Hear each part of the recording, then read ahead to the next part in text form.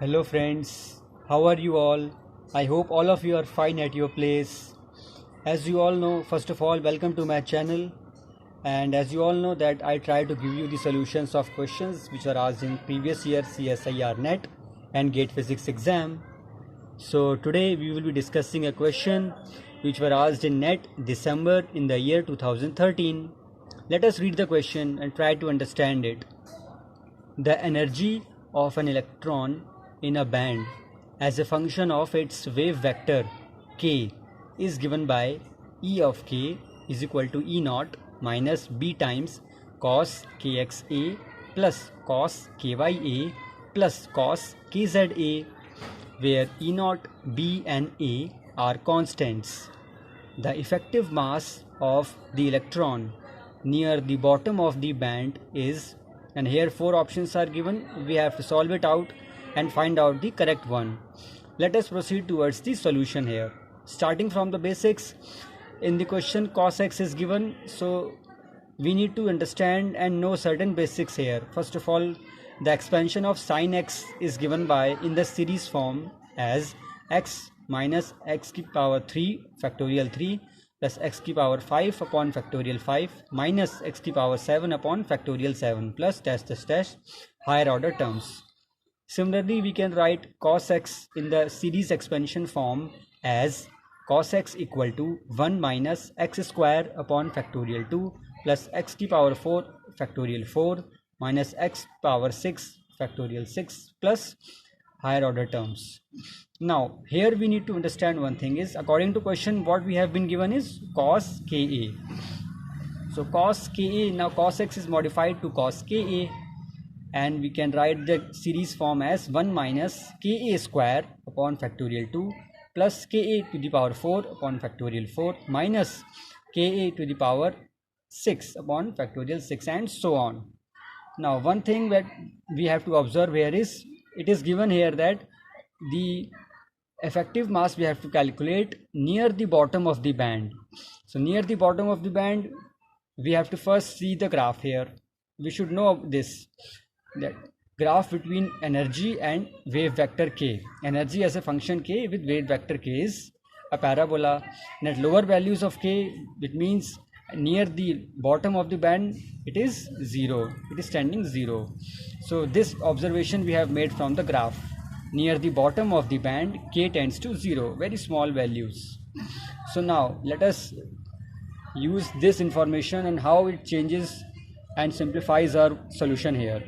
So if k is small, we will neglect the higher order terms in the expansion of cos ka, because k tends to 0, so cos of this argument is 0, cos of 0.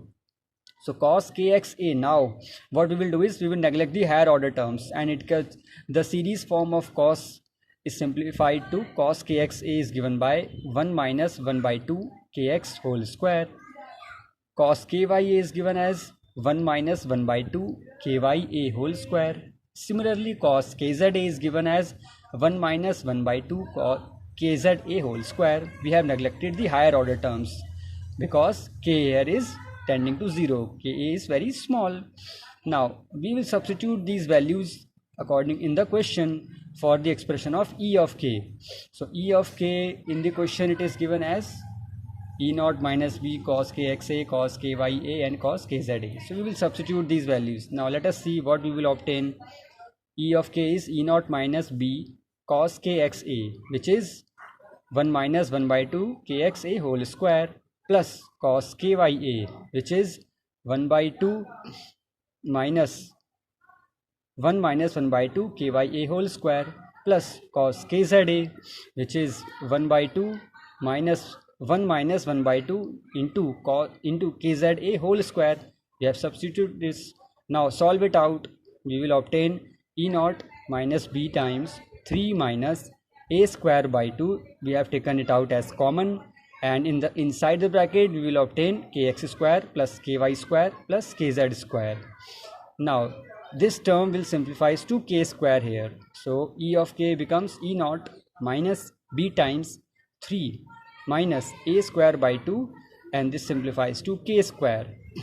Now we have to find out the effective mass. Effective mass is noted by this expression m star, and it is given by m star equal to h cross square upon double derivative of the energy E with respect to k, d2E upon dk2. Now we have to find the double derivative here. We have found the E of k, so first of all we will differentiate it and then again differentiate it to get the expression for d2E upon dk2. So first order derivative of E, we will obtain it as a square b into k. If again we will differentiate it, we will obtain second order derivative of E, d2E upon dk2 is equal to b times a square.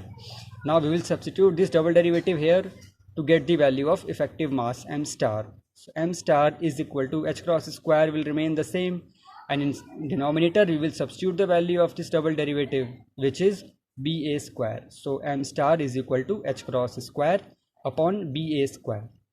This is the effective mass of electron, which is the required answer here. So the correct option is D. Let us see the correct option here. H cross square upon ba square. This is your correct option. So I hope friends you have understood the solution of this question. Thank you.